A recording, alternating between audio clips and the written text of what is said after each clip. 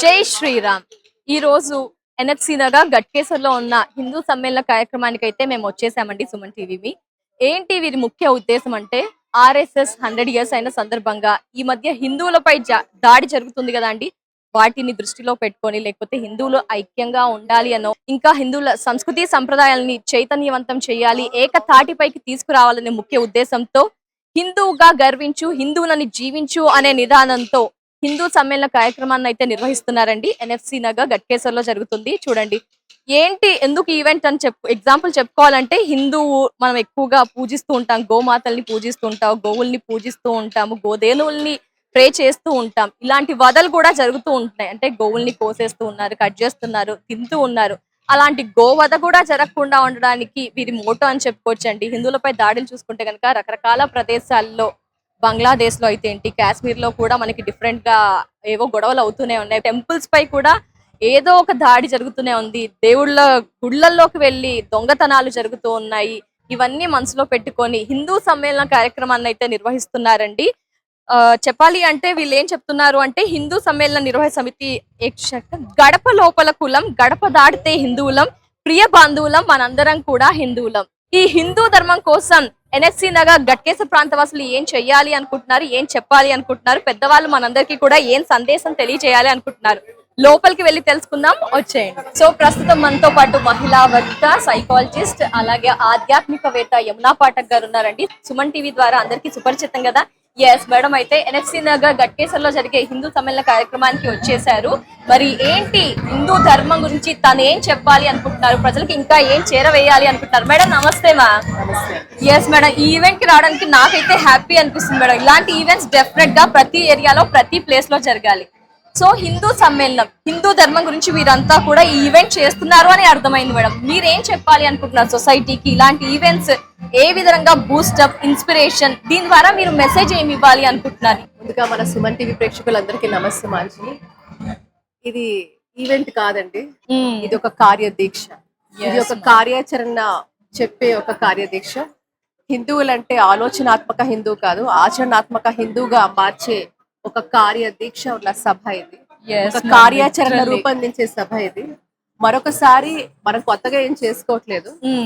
చరిత్రలో ఇలాంటివన్నీ మర్చిపోయాం. చరిత్ర పుటమిలోకి వెళ్ళి మన వారసత్వ సంపద ఎంత గొప్పది, మన పూర్వీకులు ఎంత గొప్పవాళ్ళు, మన సాంప్రదాయం, మన కట్టుబాట్లు, మన ఆచారాలు, మన సంస్కృతి, మన దేశము, మన ధర్మం ఎంత గొప్పవి, అవి మళ్ళీ పునరావృతం చేసుకుంటున్నాం. మళ్ళీ అన్ని కూడా అవి అవలంబించే ఒక ఆస్కారంగా మళ్ళీ వాటన్నిటిని పునరావృతం చేసుకునే ఒక అద్భుతమైన కార్యాచరణ వేదిక సమ్మేళనం. ఈ ఘటకేసర్లోనే 1950లో ఆర్య సమాజం వాళ్ళు అన్ని వర్గాలకు, అన్ని సమాజంలోని అన్ని భాగాలకు చెందినటువంటి వాళ్లకు వేద విద్యను నేర్పించేందుకు గురుకుల పాఠశాలను 1950లో ప్రారంభించారు మన ఘటకేసర్లో. ఇక్కడి నుంచి కొంచెం దూరంలో మూసీ నది ఉంది. అక్కడ ఉన్నటువంటి కొండ ప్రాంతాల్లో దాదాపు 50కి పైన అజ్ఞాత మందిరాలు ఉన్నాయి. ఇది ఋషులు తపస్సు చేసుకున్నటువంటి భూమి. గొప్ప చరిత్ర ఉన్నటువంటి ప్రదేశంలో మనము సమావేశమవుతున్నాము. హిందూ సమ్మేళనం జరుపుకుంటున్నాము. ఇక్కడ మనము చూస్తే పసిపిల్లలు భారతమాత రూపంలో ఉన్నారు. గట్టం రానటువంటి శివాజీ కత్తిపుచ్చుకుని తిరుగుతున్నాడు. మధ్య మధ్యలో తలగోక్కుంటూ రాణి లక్ష్మీబాయి రూపంలో ఇంకొక పాప వెళ్తోంది. మనకు అప్పుడప్పుడు అనిపించవచ్చు వాళ్ళు ఎందుకు ఇక్కడికి వచ్చారని. వాళ్ళకి ఏం అవసరం? ఒక అబ్బాయి నీళ్ళు ఇస్తున్నాడు, దేనికోసం వచ్చాడు? ఎందుకంటే ఒక సమ్మేళనంలో సమాజంలోని అన్ని వర్గాలకు పాత్ర ఉంది. ఈరోజు ఈ అల్లరి చిల్లరగా తిరుగుతున్నటువంటి ఈ పిల్లలు, కోతుల్లాగా ఉన్నటువంటి ఈ పిల్లలు రేపేమవుతారు? కోతులు అయ్యేదెందుకురా, కొమ్మలు విరిచేటందుకురా, కొమ్మలు విరిచేదెందుకురా, వంతెన కట్టేటందుకురా, వంతెన కట్టేదెందుకురా, లంకకు చేరేటందుకురా, లంకకు చేరేదెందుకురా, రావణు దంపేటందుకురా, రావణు దంపేదెందుకురా, సీతను తెచ్చేటందుకురా, సీతను తెచ్చేదెందుకురా, రఘురామునికిచ్చేటందుకురా. కాబట్టి ఈరోజు కోతుల్లాగా కనిపిస్తున్నటువంటి వీళ్ళు రేపు లంకా దహనం చేస్తారు, అయోధ్యలో రాముణ్ణి ప్రతిష్ఠిస్తారు.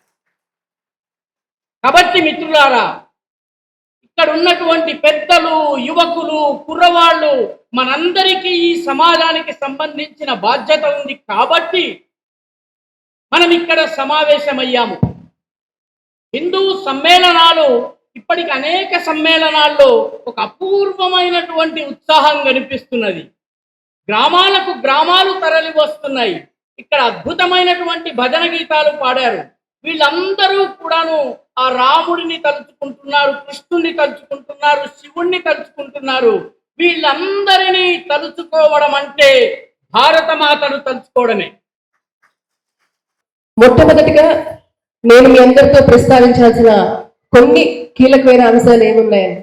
ఇక్కడ చాలా మంది మాతృమూర్తులు కూడా ఉన్నారు, మాతృశక్తులు.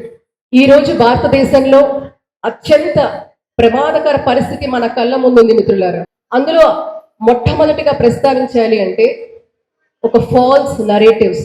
అంటే మన కళ్ళ ముందు మన హైందవ జాతిని పూర్తిగా పెగిలించేందుకు విషపూరితమైన సమాచార ప్రవాహం మనకి సామాజిక మాధ్యమాల ద్వారా ఎవరికి నచ్చినట్టు వారు విద్రోహుల చేతుల్లో పడి అనేక సందర్భాలలో సామాజిక మాధ్యమాల ద్వారా అది కుల వివక్ష కావచ్చు, లేదంటే ధర్మ దూషణ కావచ్చు, లేకపోతే హైందవ ధర్మాన్ని ఎగతాళి చేసి అనేక నెరేటివ్స్ కావచ్చు, లేదా మహిళల పాత్రని కించపరుస్తూ భారతదేశంలో మహిళ పాత్రే లేదు అనే ఒక ఫేక్ నరేటివ్స్ ని సృష్టించే ఒక పరిస్థితి, దుస్థితి, భయంకరమైన స్థితిలో మనం ఉన్నాం.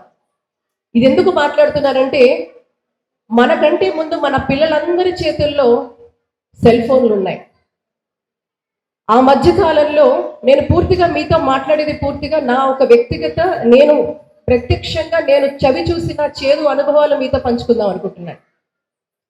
ఆ మధ్యన ఒక పాఠశాలకు వెళ్ళి 8వ తరగతి పిల్లలతో నేను మాట్లాడుతున్నప్పుడు ఆ పిల్లల్ని అడిగాను, భారతదేశ ఖ్యాతి ఏమిటి, భారతదేశ చరిత్ర ఏమిటి, అక్కడ మహిళా పాత్ర ఏంటి అని అక్కడ పిల్లల్ని అడిగాను.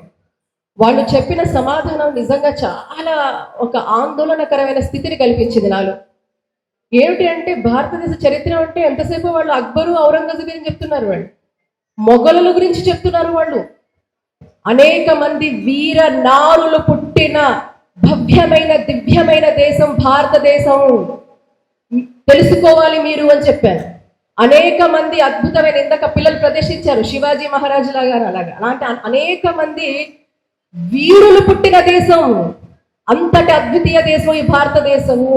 మన ధర్మాన్ని నాశనం చేయడం కోసం చాలా ఉత్తమమైన పేర్లు పెట్టుకొని మన వేషాలు వేసుకుంటూ చాలా మంది మన మధ్యలో తిరుగుతారు. ఆపరేషన్ సింధూర్లో వెళ్ళినప్పుడు, అరే నువ్వు నా పేరు పెట్టుకున్నా ఈ పేరు నీకు సూటబుల్ కాదు, పెట్టిన వాడికి అంతకంటే సూటబుల్ కాదు అని దాన్ని ఎలా ఏరి పారేయాలో సమాజంలో అది తెలియాలి. అందుకనే అక్షయ్ కుమారుణ్ణి తీసవతల పారేశాడు. సింధూర్లో భాగంగా చాలా మంది రాక్షసుల్ని కొట్టేశాడు ఆయన. కొట్టేసేయంగానే ఆపరేషన్ సింధూర్ అయిపోలా. ఆంజనేయ స్వామి వెళ్ళాడు, చక్కగా సీతా అమ్మవారిని చూశాడు. ఆ అమ్మవారు, సీతా అమ్మవారు ఏమిచ్చింది ఆయనకి? చూడామణిచ్చింది. ఏమిటి ఆయన చేసిన పని? ఆంజనేయ స్వామి వారు, నాయన రాముడి చెయ్యిని నువ్వు నాకు ఇచ్చావు, ఆ చెయ్యి తల మీద పెట్టాడు రా, ఈ చూడామణి తీసుకో అని మళ్ళీ పాణిగ్రహణాన్ని గుర్తు చేసింది ఆ తల్లి. చక్కగా తీసుకున్నాడు. ఊరికినే వస్తే గొప్పతనం ఏముంది? ఆపరేషన్ సింధూర్ అంటే మంటలు ఉండాలి కదా. వెళ్ళాడు. 10 తలకాయల పురుగైనటువంటి రావణాసురుడికి శుద్ధులు చెప్తామని చూశాడు. ఆంజనేయ స్వామి గొప్పతనం ఏంటి తెలుసా? మనలాగా దేవుడే చూసుకుంటాడులే, రాముడే చూసుకుంటాడులే, ఇంకొకళ్ళు చూసుకుంటారులే అని పక్కవాడి మీద బీరపు పలుకులు పలికి భగవంతుడి మీద అన్ని పడేసి కూర్చోలేదు ఆయన. ఆయన సత్యఫలం వెంటనే ఫలితాన్ని ఇస్తాడు, ఆలస్యం చేయడు. ఆంజనేయ స్వామి గొప్పతనం అది. ఏం చేశాడమ్మా ఆంజనేయ స్వామి? చక్కగా తోకకి నిప్పు పెట్టండి రా అన్నాడు, చంపండి రా అన్నాడు, వద్దన్నాడు విభీషణుడు. తోకకి నిప్పు పెట్టండి రా, కోతికి చాలా ఇష్టమైంది తోక అన్నారు. వెళ్ళారు, తోకకి బాగా బట్టలు చుట్టడం మొదలుపెట్టారు నూనెలో ముంచి. ఎంత చుట్టినా సరిపోవట్లేదు. హిందూ ధర్మం లాగా ఎన్ని ప్రయత్నాలు చేసినా ఆ హనుమంతుడి తోకెలాగో సనాతన ధర్మం అలాంటిది. ఎన్నో చుడదామని చూస్తారు, సరిపోదు. కానీ చుడుతున్నట్టుగా గెలుస్తున్నట్టుగా వాళ్ళు భావిస్తారు. అవతల వాళ్ళు మేము చుడుతున్నాం, మేము గెలుస్తున్నాం, మాదే అనుకుంటారు. మంటలు వస్తాయి, మిడిల్ ఈస్ట్లో వచ్చినట్టు. మామూలుగా రావు మంటలు.